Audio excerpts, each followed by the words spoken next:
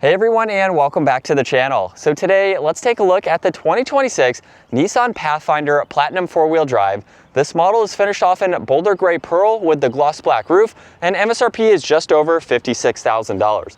This is powered by the 3.5-liter naturally aspirated V6. It's paired to the 9-speed automatic, pumps out 284 horsepower, 259 pound-feet of torque. That power sent through the full-time 4-wheel drive system, propelling this 4,600-pound 3-row SUV from 0 to 60 in right around 7 seconds. It has a top speed of 120 miles an hour. It also has a fuel capacity of 18.4 gallons. You'll expect to see it 20 miles per gallon in the city and 25 out on the highway. This also has a wheelbase of 114.2 inches. Its overall length is 197.7. It has a width of 77.9, a height of 70.9, and its ground clearance measures in just over 7 inches. Now, as we move on to the exterior styling, you'll notice up front, very large Nissan badge right in the middle with all of the white accents. There's also gloss black for a majority of the grille with some gray accents too, and lots of cutouts to provide cooling when needed. Now, there's also parking sensors up front. There's a sensor for distance pacing in the lower section, along with some more cutouts and more of the dark gray trim accents. And you'll notice with the headlight design, some of the bodywork is integrated nicely in between it, separating the headlights, high beams, and the DRLs. Turn signals are mounted in that outer section. There's also some more trim accents just underneath that. Very smooth lines on the hood too, to give it a very sleek front end. Now you will notice there's some plastic in the lower section of the bumper. It works its way to the fender flares, where this also has a two-tone design for those wheels to give it a great look. You'll notice there's some chrome accents in the lower side skirt too, along with Pathfinder stamped on the rear section there. Now this also has power folding side mirrors, which have a camera and a turn signal, finished off in gloss black to match the roof. So this is the two-tone paint option, which is roughly $1,000 to go for this. You can get solid colors, of course, and there's a few other options. Now there's gloss black for the window trim, the roof racks, and then there's a moonroof up top. And you'll notice more chrome for the lower section of the window trim. Really nice lines that flow down the side as well. And then leading to the back, where this has the spoiler up top with the brake light. There's a wiper blade in the lower section, LEDs for the lighting, backup camera and parking sensors. This is also capable of towing up to 6,000 pounds. Now, if you've been able to hear the vehicle locking and unlocking, as I approach the vehicle, it will unlock. As I walk away, it will lock. So it does have that proximity access where you don't even have to touch the key fob. Now, also on the key fob, you have lock and unlock, of course, so you can use it, but this also has remote start. So hold on this top button, and you can start it up as needed, and then hold on that control to shut it off. You also have the control for the lift gate, or just reach up underneath, and there's an electronic button on the left side. You can lock the vehicle using the control on the right, or again, just walk away from the vehicle if you have that set up. Now, this is a 3-row SUV. With the 3rd row down, as you can tell, there's quite a lot of space, as you would expect. You also have some space under the floor, where you can place in additional items as needed. Now, the 3rd row is manual to fold up and down. So just grab on this strap there, you can Velcro that back into place, and you can quickly put the seat up, and then grab on this release here and fold the seats down. You also have the headrests, which you can manually fold down as well. And with the 3rd row up, you still have a decent amount of cargo space. So you could have this packed full of people and still have room for additional items.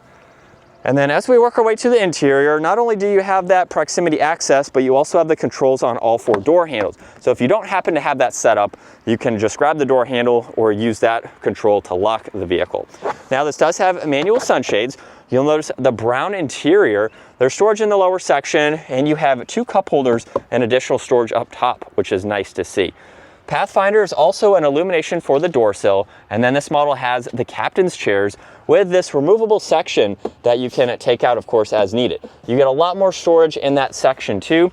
And with the captain's chairs, the easiest way to get into the 3rd row, simply push this button if you are already here. There's also a control on the back side. So from the 3rd row, that's how you can get that seat into that position. Now, there are 3 seats back here. You'll notice there's auxiliaries along with the armrest, cup holders, and speakers. You have that small cargo window there. And then at 5'10", I have about an inch or so of headroom. My knees are higher than the base of the seat, so this is going to be better for smaller kids, of course.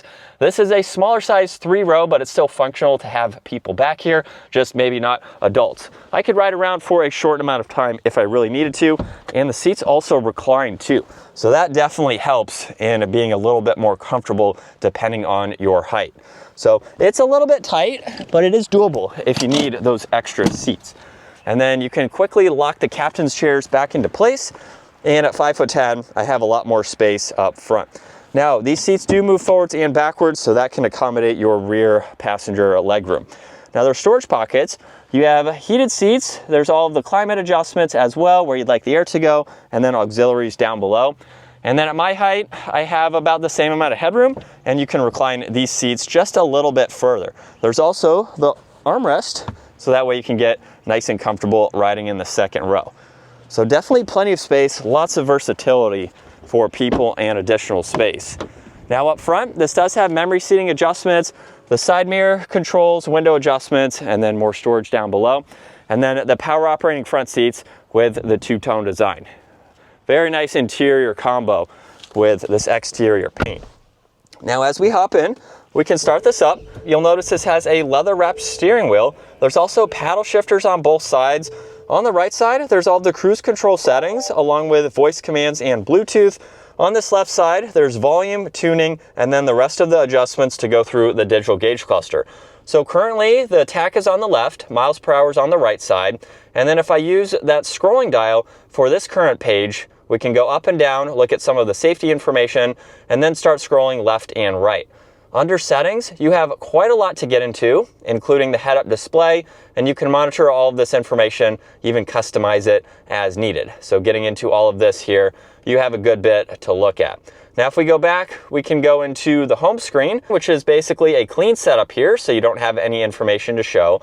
There's fuel economy to monitor. There's also the 4-wheel drive system. You can look at tire pressure and then music as well. And then when you use the control underneath those, you can change the meter view. So now with the tach and miles per hour on both sides, they will be more minimized, and you can go through all this information in a larger view, which is really neat to see just depending on what you are looking at for the day. Now this also has an automatic steering wheel, so you have that adjustment on the left side. There's also a dimmer switch for the gauges, the steering assist, rear liftgate, and the head-up display. So you can turn that on and off. Right now it is currently just showing miles per hour.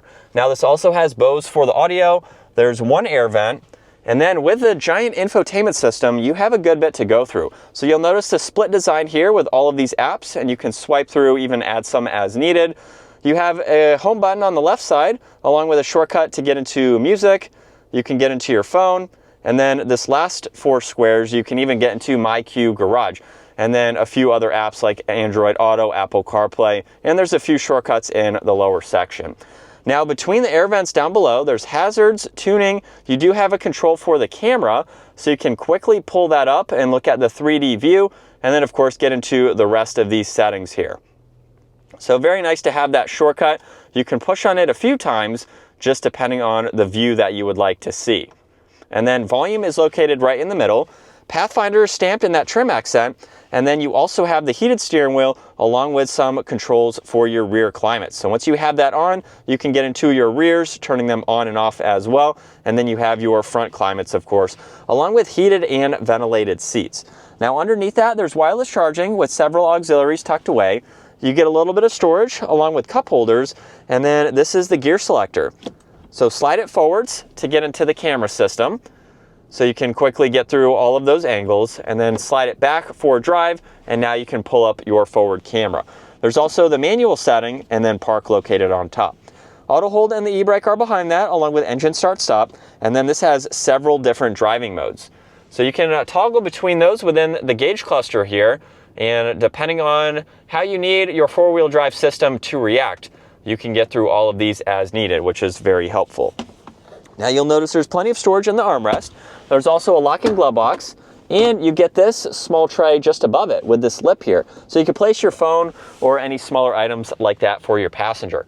Now there's garage door buttons up top, along with a sunglass holder. You'll notice dome lights and then controls for both the sunshade and sunroof, as those are automatic. And then here's a look at visibility. Lots of glass over that right side, and you can easily see over the left. So for a 3-row SUV, it is very nice. As we sat up behind the wheel now for the Nissan Pathfinder, this is a really nice family SUV option to go with because it has more of a compact size to it, and yet it still offers that 3rd row. So it's going to give you a lot of interior space, but a smaller size vehicle if this is all that you need. You're not looking for a larger 3-row, something that is still easy to maneuver, park, drive through the city, and situations like that. Now, this is also going to be a very comfortable vehicle to drive. So even with its normal suspension, it absorbs bumps very nicely, it handles well, it is a smooth driving SUV. For the driver's seat here, it's pretty comfortable. At 5'10", I have a lot more space than the back 2 rows, maybe 4 inches or so of headroom, and that is with the seat all the way down. So this is a height adjustable seat. If you are shorter than that, you can adjust this as needed. Really nice, comfortable seating position with your armrest on both sides too. And with the steering wheel here, of course, you can dial that into a good spot. So the materials in this as well are very nice. You can get several different options for the Pathfinder, depending on your budget, what you're looking to get. This one has a very minimal amount of options, really just the paint and floor mats, things like that. There's really not much for this particular Platinum model. So again, just depending on your budget and what you would like to spend. Now, like I mentioned, very comfortable vehicle to drive, so it'd be perfect for daily driving. You can really rack up the miles with this.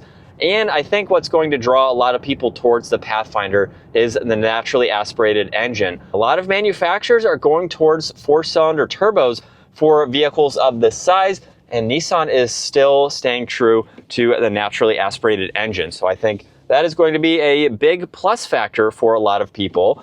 And like I mentioned earlier, maneuverability, especially with a camera system, is very quick and easy to do for the size of this vehicle. Now let's put it into sport mode, and we can activate the paddle shifters by putting it into the manual setting. You can see what gear you are in on the left of the gauge cluster. Here we go. Getting up to speed. Definitely a good bit of power. This is a heavy-ish SUV, but it's got plenty of get up and go to it. And you can even use this for towing too. So it will have a good bit of power. I'm not towing with this particular model, but you could put some smaller trailers on the back of it and still utilize it as a practical SUV. And still in sport mode from 2nd gear, here we go.